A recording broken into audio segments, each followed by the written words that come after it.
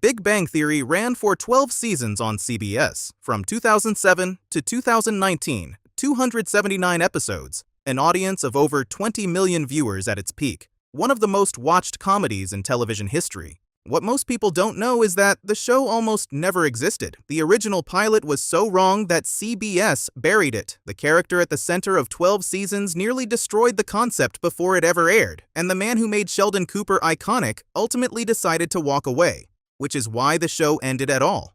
Today, 15 facts about the Big Bang Theory. From the unaired pilot that changed everything, to the color code hidden in Sheldon's wardrobe since episode 1, to the bonus about the decision that ended one of the most successful sitcoms in television history. Fact 1. CBS hid the original pilot for 20 years because Sheldon had a sex life. In 2006, Chuck Lorre and Bill Prady filmed their first attempt at the Big Bang Theory. The two central characters were already there: Jim Parsons as Sheldon, Johnny Galecki as Leonard. Everything else was unrecognizable. The female lead was a character named Katie, played by actress Amanda Walsh, written as worldly, harsh, and abrasive, someone who would casually mention having slept with her stepfather before her mother's wedding. There was more. In this version, Sheldon was sexually active. He had slept with a mutual female friend at a Star Trek convention. The character, who would become one of the most precisely drawn social outsiders in television history, was, in his original incarnation, a functioning participant in normal human relationships. CBS passed, but Nina Tassler, then president of CBS Entertainment, saw enough in Parsons and Galecki to give Lorre and Prady a second chance. They rebuilt the show from scratch. Katie became Penny, Sheldon became Sheldon. Lorre later described the original pilot with some economy. It sucked. Fact 2. Kaylee Cuoco nearly lost her leg during season 4, and it quietly rewrote the show. Cuoco was an accomplished horsewoman. During a break in production, she was riding at a ranch in Los Angeles when her horse spooked and bucked her off. As the animal tried to escape, one hoof landed directly on her leg. Cuoco heard cracking and initially thought she had landed on leaves. She hadn't. She was hospitalized for 2 weeks. Doctors told her she might come out of surgery with only one foot. She kept both. But when she returned to set, in a boot, barely mobile, the production had to adapt. Penny's job quietly changed from waitress to bartender at the Cheesecake Factory, so Cuoco could stand behind a counter without her injury being visible. A casting accident accidentally gave a recurring character a promotion. Chuck Lorre responded by issuing a new official rule for the cast via one of his vanity cards. No friggin' horses. This includes those found on merry-go-rounds and in front of supermarkets. Fact 3. Sheldon's t-shirt colors are an emotional code, hidden in plain sight since the first episode. Since the pilot, the costume department has been using Sheldon's t-shirt colors as a subtle emotional language. Red signals anger or distress. Purple appears when he is happy or showing affection. Green indicates bravery. Blue represents hope. Orange signals greed. Yellow indicates fear. Sheldon himself has no idea. The audience has mostly had no idea either, but has been watching it play out across 12 seasons and 279 episodes regardless.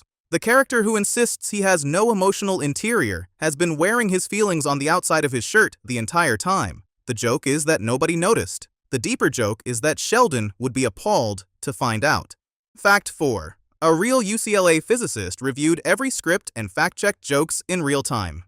David Saltzberg, a physics professor at UCLA, was hired as the show's scientific consultant before the first episode aired and remained in that role for all 12 seasons. His job was to ensure the equations on the whiteboards were real, that scientific arguments were grounded in genuine physics, and that jokes involving actual science would hold up to scrutiny.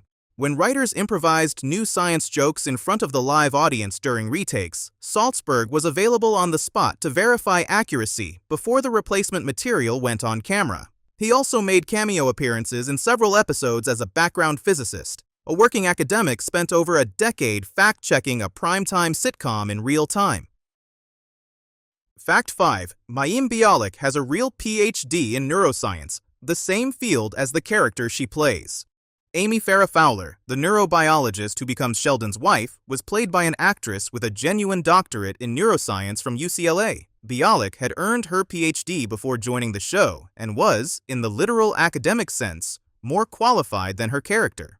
She went into her audition having never seen a single episode. She read the material cold, knew nothing about the tone or format, and got the role. The most academically credentialed performer on the show was the one who auditioned with the least preparation. Fact 6. The 5 lead actors earned $1 million per episode, and then voluntarily took a pay cut. By season 8, Parsons, Galecki, Cuoco, Helberg, and Nayar had each negotiated approximately $1 million per episode. Forbes named Parsons the highest-paid actor on television in 2018, with annual earnings exceeding $26 million.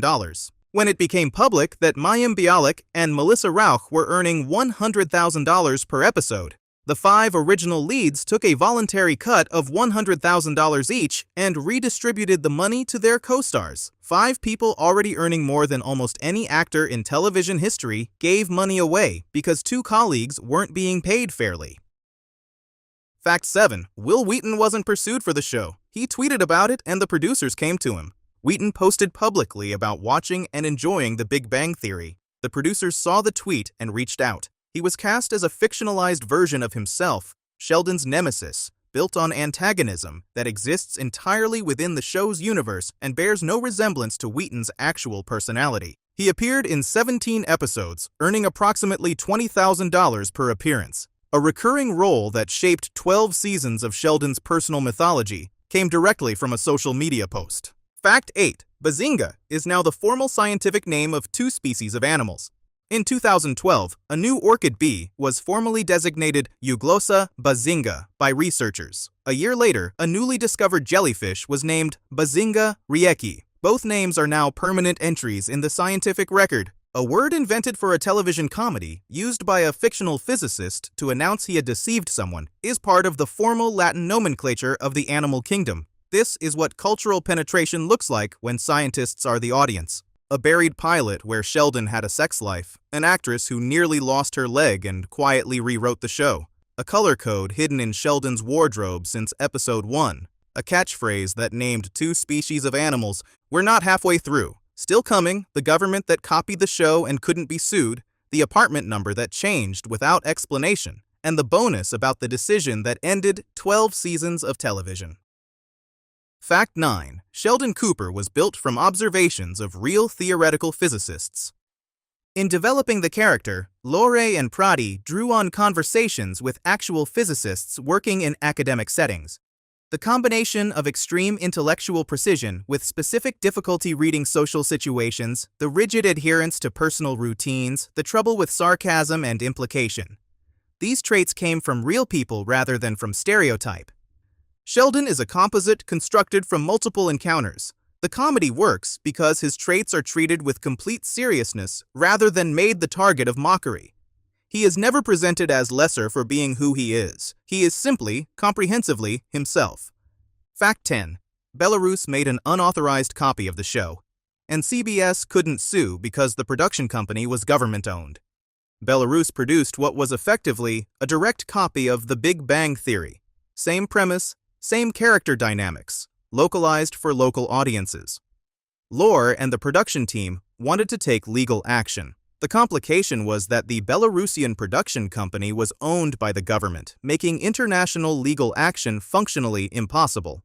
The unauthorized version aired. Belarusian audiences eventually recognized it as a derivative product. Viewership declined and the copy ended. The original ran for 12 seasons. The government copy did not.